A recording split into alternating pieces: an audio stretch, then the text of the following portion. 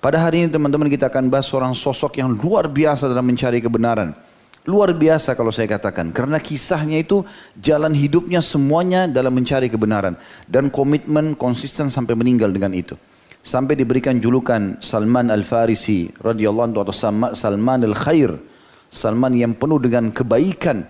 Ya, yang seseorang yang merupakan ide dialah yang memunculkan ya, ide keluarnya atau digalinya parit. Yang akhirnya 10.000 pasukan Ahzab tidak jadi menyerang Madinah dan selamat. Dan berapa banyak pahala yang dipanen radhiyallahu dari ide ini.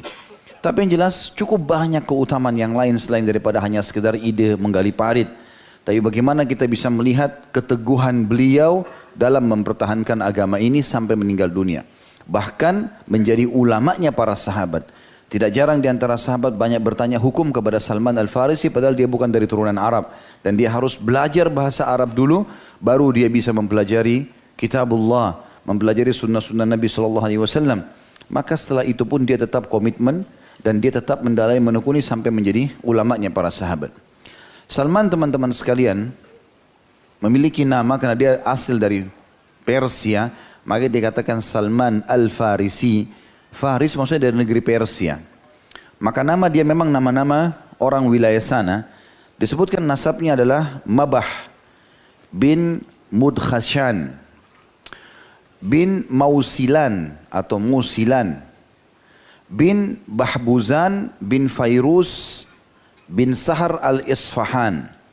Al-Isfahan ini nama wilayah Asfahan, ada wilayah Persia. Dan dia dikenal dengan Salman Al-Khair atau Salman Al-Farisi. Dan julukannya adalah Abu Abdullah. Beliau memiliki istri yang masyhur dua. Walaupun ada beberapa referensi yang menyebutkan ada 4 orang istri yang lalu dalam hidupnya. Tapi ada kemungkinan istri yang lain ini adalah di masa dulu sebelum masuk Islam. Dan tidak ikut dengan beliau. Tapi istri yang dalam Islam disebutkan ada 2 adalah Bukhairah Al-Kindiyah dari suku Kindi. Dan ini Allah karunia beliau 2 orang anak. Anaknya Abdullah dan Muhammad. Makanya julukannya Abu Abdullah. Dan istri yang lain adalah Zainab binti Hudair. Dan dari istri yang kedua ini nggak disebutkan beliau punya anak. 2 istri yang lain ya, disebutkan oleh sebagian ahli sejarah adalah dari orang-orang yang zaman Persia pada saat masih menyembah api. Ada juga yang mengatakan salah satunya jadi penyembah api dulu dan kemudian yang lainnya itu adalah dari orang-orang Nasrani di negeri Syam pada saat dia masih beragama Nasrani. Dan ada anaknya 1 di Persia dan ada anaknya 1 di negeri Syam. Beliau lahir di tahun lahir ini tidak disebutkan tahunnya, tapi tahun wafatnya itu disebutkan tahun 36 Hijriah. Tentu khilaf di antara ulama tentang umurnya. Ya. Kalau kita baca di buku-buku, kadang-kadang mungkin kita sempat kaget melihat ya, karena ada sebagian buku menukil cukup jauh umurnya. Ada yang mengatakan umur Salman mencapai 350 tahun. Ada juga yang mengatakan 250 tahun. Termasuk Imam Adz-Dzahabi rahimahullah pernah menyebutkan itu. Tapi Imam Adz-Dzahabi meluruskan di buku yang lainnya bahwasanya itu adalah sesuatu dinukil yang tidak punya sanad. Maka beliau mengatakan umur yang tepat adalah sekitar 70 tahunan pada saat wafat radhiyallahu anhum. Baik, kita akan mulai teman-teman sekalian dengan kisah bagaimana seorang pencari kebenaran ini memulai hidupnya. Setelah pembebasan Madain, ibu kota Persia, di zaman Umar bin Khattab, dan kebetulan Salman Al-Farisi salah satu dari prajurit atau kesatria utamanya Umar bin Khattab radhiyallahu anhu ajma'in. Maka dia pun memiliki sebuah tempat di sana. Kemudian di depan rumahnya dia bercerita. Dikelilingi oleh banyak sahabat dan juga tabi'in ridwanullahi alaihim, dan mulailah dia menceritakan kisahnya yang luar biasa. Dan ada alasan kenapa dia menceritakan kisah-kisahnya. Kadang-kadang dia ditanya oleh para sahabat, kadang-kadang juga memang dia menceritakan secara langsung. Dan dia menjelaskan. Di antara kisah atau riwayat yang akan kita sebutkan nanti adalah riwayat yang diceritakan Salman Al-Farisi kepada sahabat Nabi yang lain, Abdullah bin Abbas radhiyallahu anhu majma'in. Dan itu Ibnu Abbas tidak menanyakan, tapi Salman menceritakan. Dan beliau mengatakan kepada Ibnu Abbas, ketahuilah aku pernah menceritakan kisah ini kepada Nabi SAW dan beliau menyuruh aku menceritakan kepada orang-orang. Dan beliau suka cerita ini diceritakan. Karena memang cerita ini cukup unik. Tidak ada sahabat yang melalui masa hidup seperti Salman Al-Farisi radhiyallahu anhu majma'in yang dalam mencari kebenaran, khusus masalah mencari kebenaran. Saya akan bacakan riwayatnya cukup panjang, tapi memang perlu kita ketahui masalah ini. Salman berkata kepada Abdullah bin Abbas radhiyallahu anhu majma'in dan juga kepada sahabat-sahabat Nabi yang lain yang ikut ke Persia pada saat itu dengan beberapa tabi'in. Aku adalah seorang lelaki Persia dari penduduk Asfahan. Jadi ada wilayah sampai sekarang masyhur kota Asfahan. Tepatnya penduduk salah satu kampung Asfahan yang bernama Ji. Seperti itu saja, J-I ya. Ayahku adalah kepala kampung di situ atau kepala suku dan aku adalah makhluk Allah yang paling dicintainya.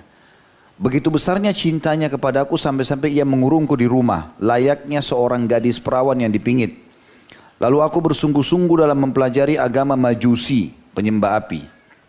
Hingga menjadi orang yang mengurusi api sesembahan dan menyalakannya tanpa membiarkannya padam walau sesaat pun, dan ayahku memiliki lahan yang besar. Sampai sini saya tanggapi dulu. Jadi sebagian buku juga menukil kalau ayahnya Salman memang adalah pendetanya Majusi. Dia memang penyembah api dan dia mengkader anaknya untuk menjadi itu supaya anaknya tidak terpengaruh dan hanya fokus di situ, maka dikurunglah di rumah. Dan kerjanya hanya ikut sama ayahnya setiap hari pergi ke tempat pembakaran api, dia bakarin, ditambahin kayu bakar supaya lebih besar, kemudian menerima tamu-tamu yang untuk menyembah api tersebut. Lalu kemudian dia katakan, suatu hari ayahku sempat sibuk di bangunan miliknya, lalu berkata kepadaku, wahai anakku, sesungguhnya aku sibuk dengan pembangunan gedung ini atau gedung hari ini, mau bangun bangunan. Hingga tidak sempat mengurusi lahan milikku. Ada lahan luas, ada kebun-kebunnya, ada hewan-hewan ternaknya. Pergilah ke sana, tengoklah.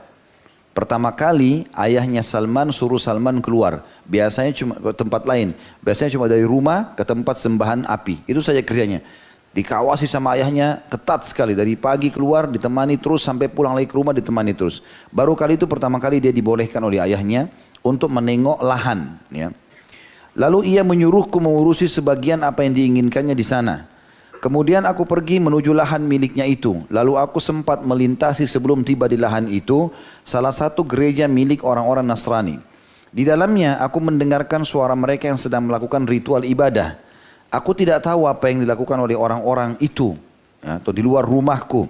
Karena ayahku biasa mengurungku dalam rumah. Tak kala aku melintas dan mendengar suara mereka, maksudnya orang-orang Nasrani tadi, aku menemui mereka untuk melihat dari dekat apa yang sedang mereka lakukan. Tak kala melihatnya, bergabung masuk ke dalam gereja, ritual mereka itu membuatku kagum. Lalu aku tertarik dengan urusan mereka itu dan berkata pada diriku, demi Allah, waktu itu sebenarnya dia diceritakan setelah Islam. Zaman dulu dia mengatakan demi Tuhan, ya, dia menganggap api Tuhannya. Ini lebih baik dari agama yang kami peluk. Ya. Demi Tuhan aku tidak meninggalkan mereka hingga matahari terbenam. Ya, tapi Salman Al-Farisi karena seorang Islam dia mengatakan demi Allah aku tidak tinggalkan gereja pada saat itu sampai matahari terbenam. Dari pagi mereka ritual sampai malam.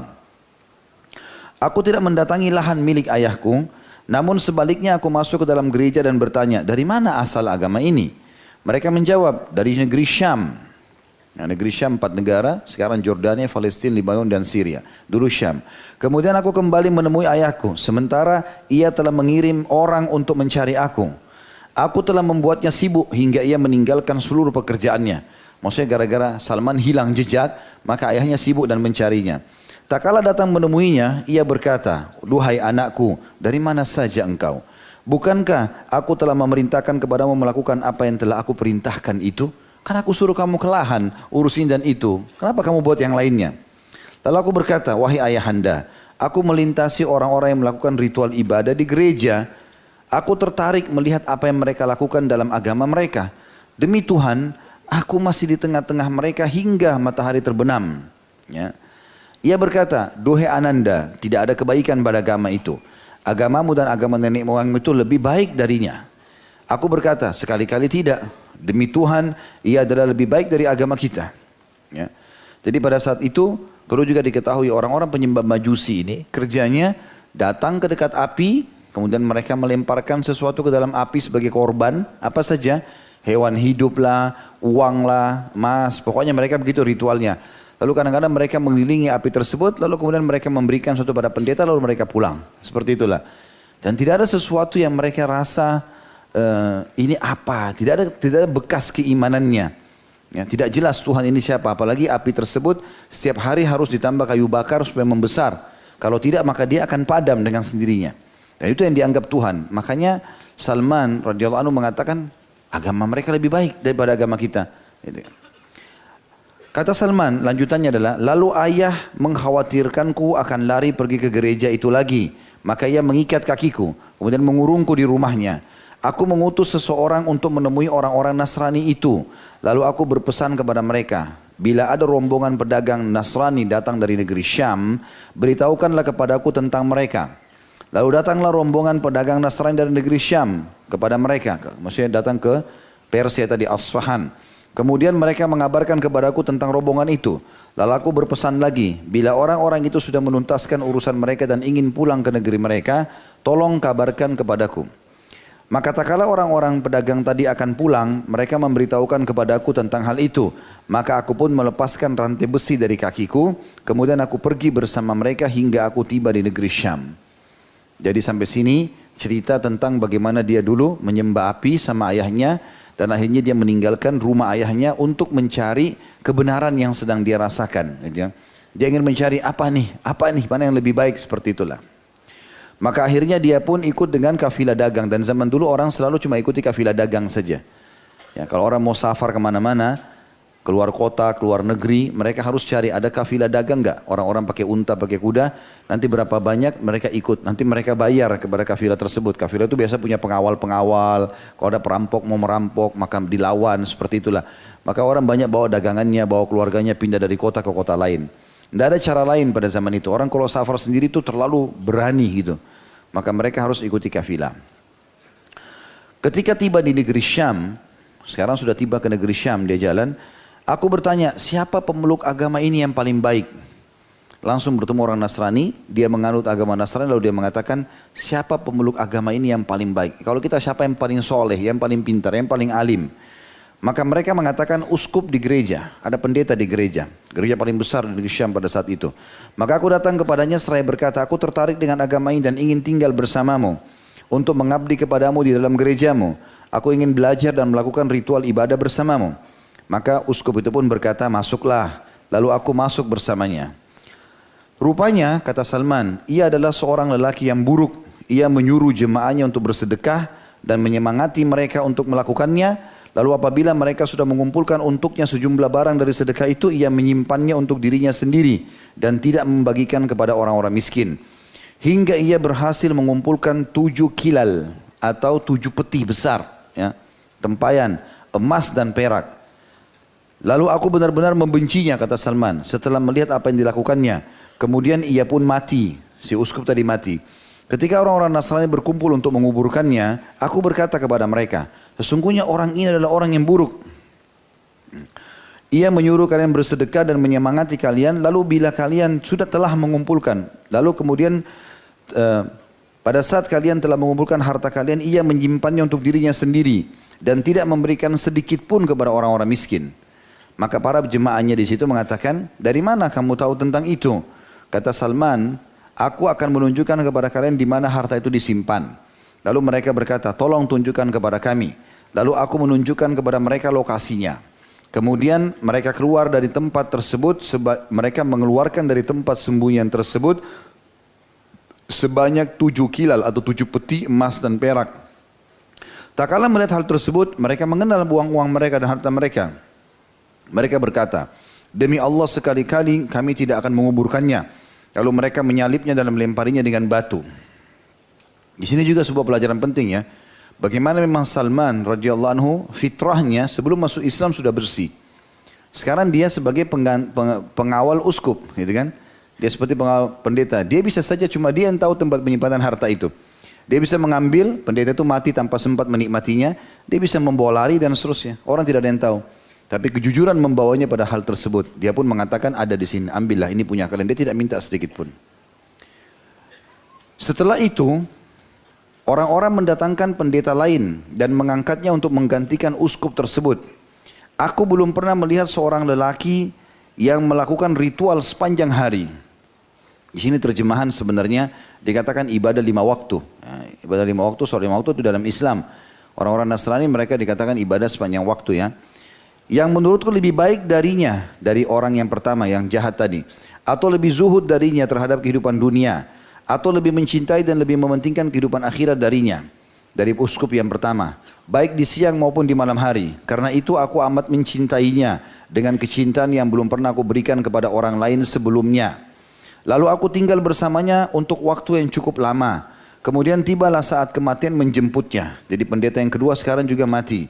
Lalu aku berkata kepadanya sebelum ia meninggal, wahai fulan, sesungguhnya aku telah bersamamu dan aku mencintaimu dengan kecintaan yang belum pernah aku curahkan kepada orang lain sebelummu.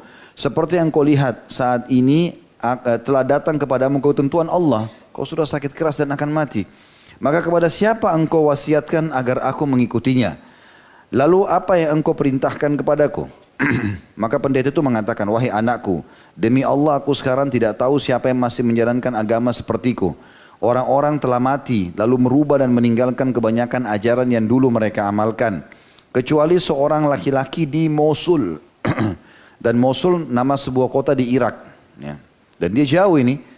Jadi perlu kita ketahui ya, kalau misalnya handphone ini digambarkan Jazirah Arab. Maka di utara Jazirah bagian atas itu negeri Syam, ya.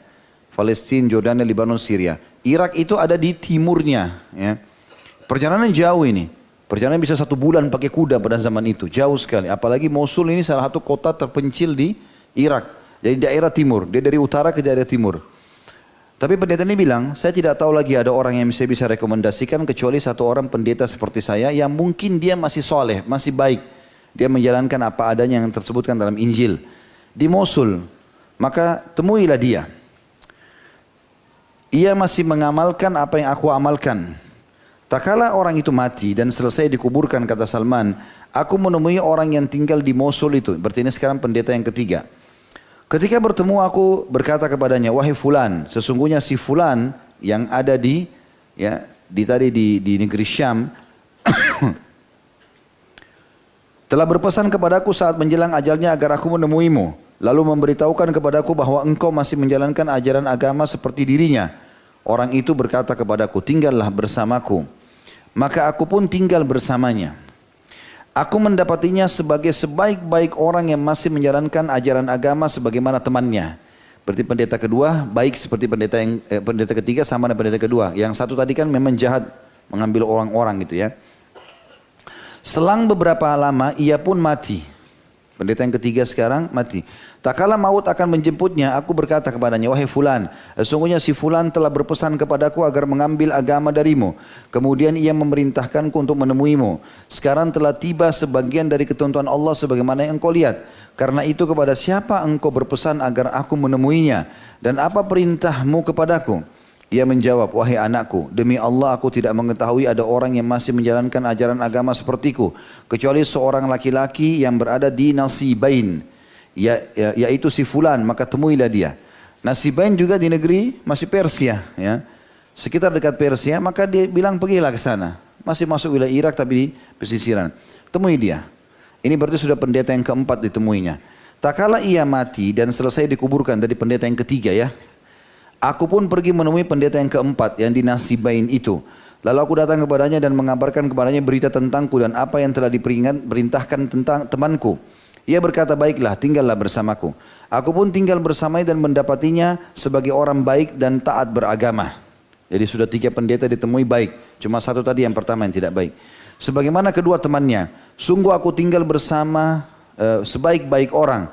Demi Allah tak lama setelah itu ia pun dijemput oleh kematian. Tak kala ajalnya menjelang datang, aku berkata kepadanya, wahai fulan, sesungguhnya si fulan telah berpesan kepadaku agar menemui si fulan. Nah, kemudian si fulan berpesan kepadaku agar menemuimu. Lalu kepada siapa engkau berpesan agar aku menemuinya dan apa yang engkau perintahkan kepadaku?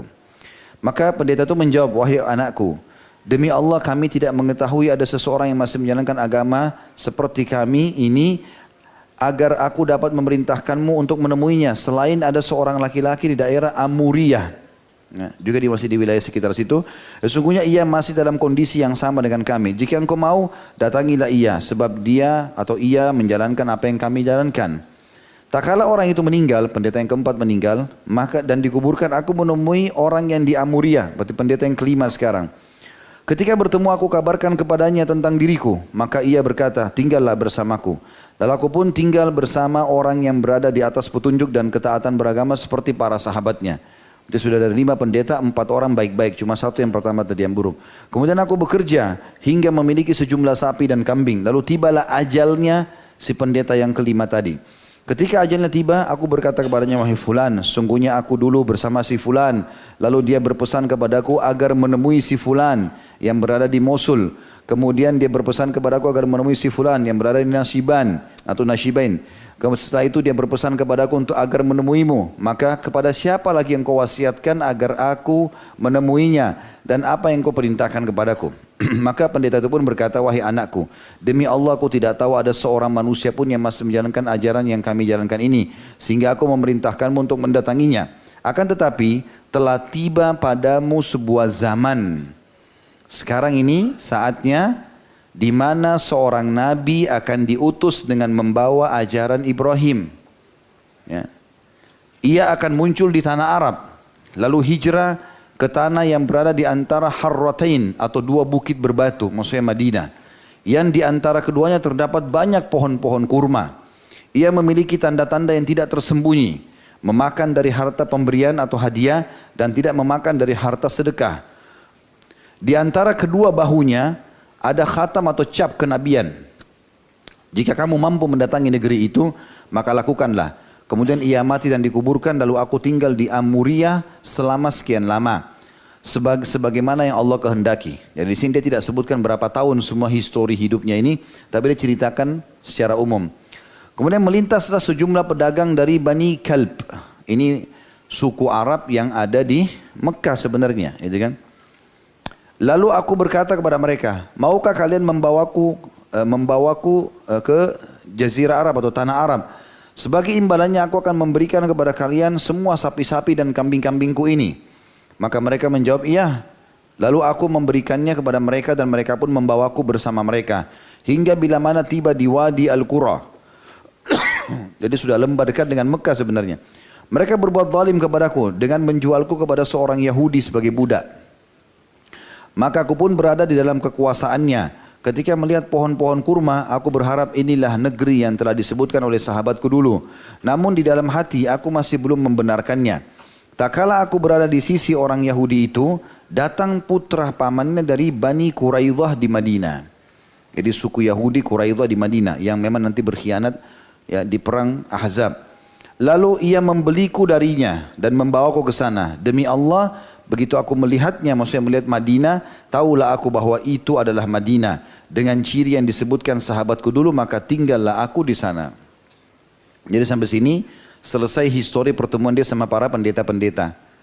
Ya, kita sudah ceritakan tadi histori dia bersama ayahnya dan menyalakan api. Kemudian histori dengan 5 orang pendeta. Pendeta terakhir mewasiatkan dia untuk mengimani risalah Nabi Muhammad SAW. Jadi kan. Kemudian sekarang kita masuk keberadaan beliau di Madinah. Tapi sekarang statusnya bukan orang bebas tapi seorang budak. Ya. Lalu Allah pun mengutus Rasulnya. Beliau tinggal di Mekah beberapa lama. Aku tidak mendengar tentangnya karena kesibukanku sebagai seorang budak. Kemudian beliau hijrah ke Madinah. Demi Allah, aku sedang berada di atas pucuk tandan pohon kurma milik majikanku.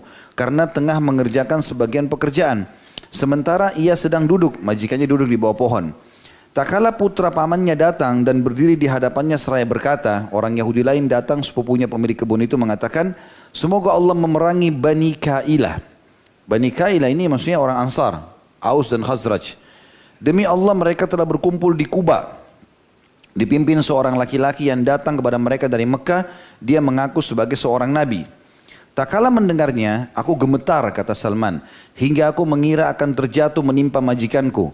Lalu aku turun dari atas pohon kurma itu, kemudian bertanya kepada putra paman majikanku tersebut, apa yang engkau katakan?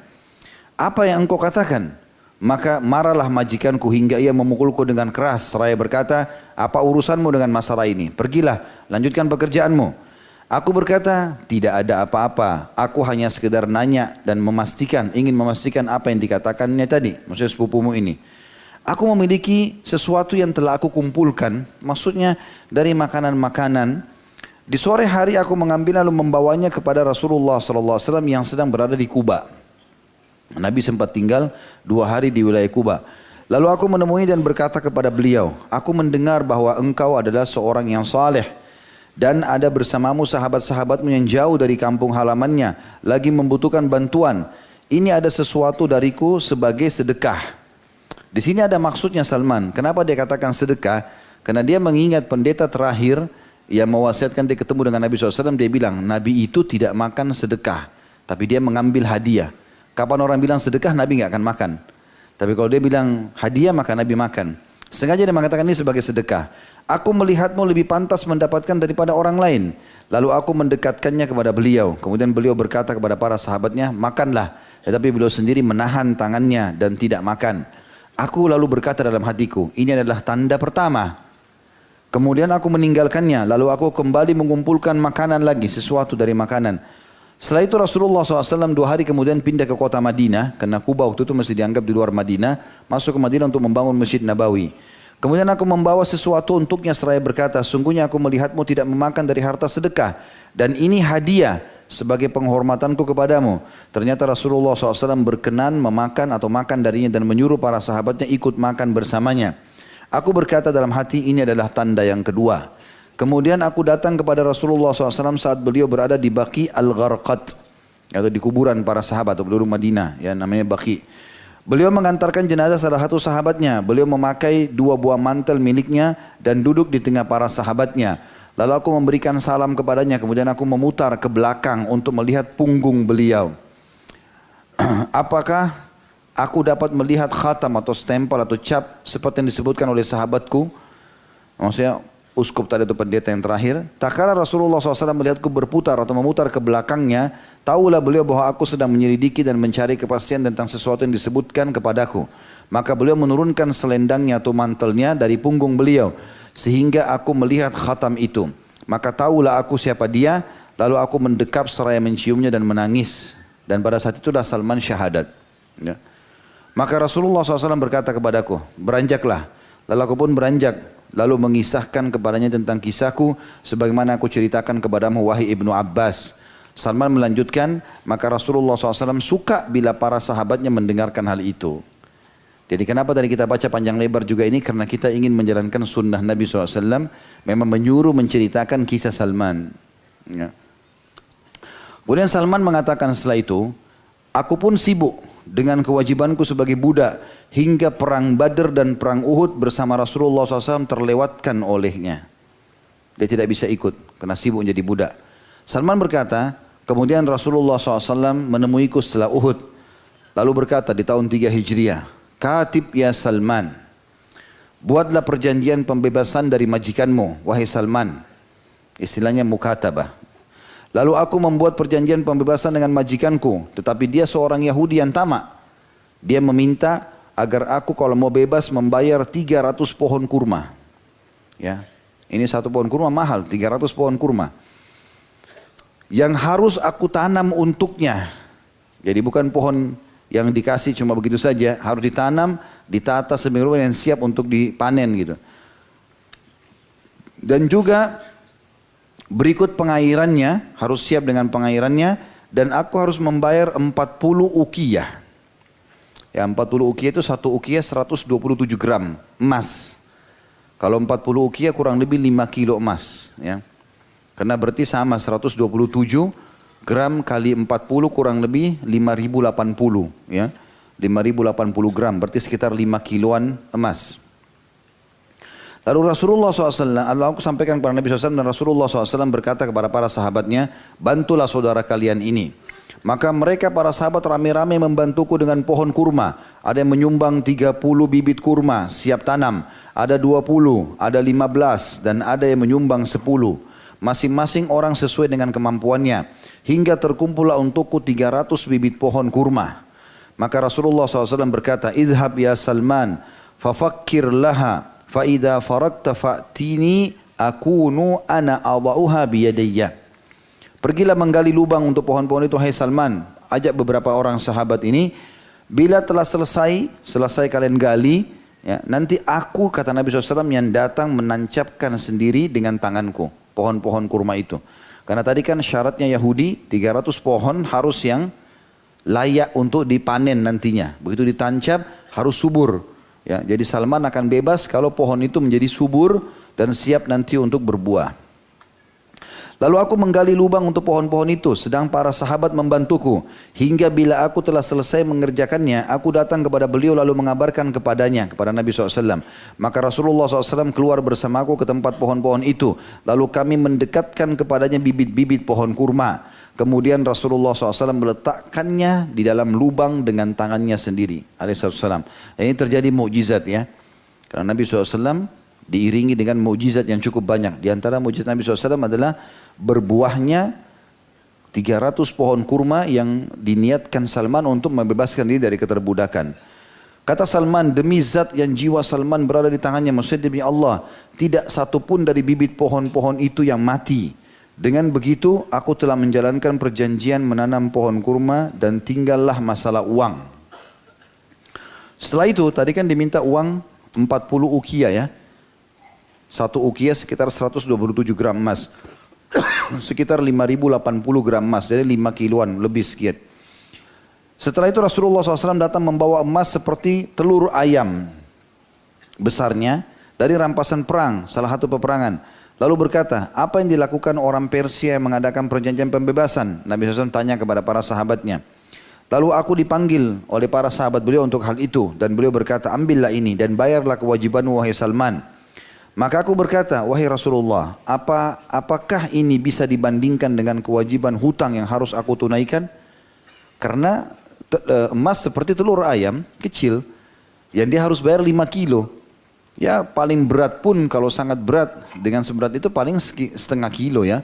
Ini harus 5 kilo. Maka Salman heran, ya Rasulullah, apa bisa ini membayar 40 ukiah emas tadi?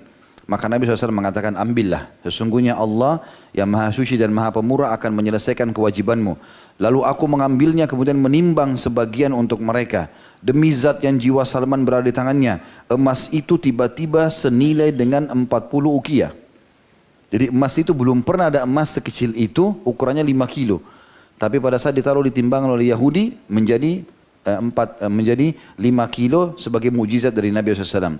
Maka aku bayar lunas hak mereka, lalu aku pun dimerdekakan. Selanjutnya aku ikut serta dalam perang Khandak bersama Rasulullah SAW. Kemudian setelah itu tak satu pun peperangan terlewatkan olehku. Ini semua yang panjang lebar disebutkan oleh Imam Ahmad rahimahullah di dalam musnad beliau di jilid 5 halaman 441 dan Ibnu Sa'ad dalam kitab At-Tabaqat di jilid 4 halaman 53 dengan sanad hasan. Betapa hal itu, kata penulis di sini, merupakan perjalanan yang panjang dalam pencarian kebenaran dan hakikat. Lalu di sana semangat orang-orang yang mendapati kebenaran tepat di depan mata mereka, namun mereka berpaling darinya dan lebih memilih jalan lain. Artinya penulis ingin mengatakan di sini, sayangnya Salman saja sampai seperti itu, dari penyembah api dan terhormat ayahnya kepala suku lalu meninggalkan pekerjaannya untuk mencari agama, lalu negeri Syam numpang sama uskup sampai 5 orang sampai meninggal semua, lalu ke negeri Jazirah Arab untuk mencari Nabi SAW walaupun harus jadi budak dan seterusnya, dan dia harus menebus dirinya, bebaskan demi untuk mendapatkan kebenaran.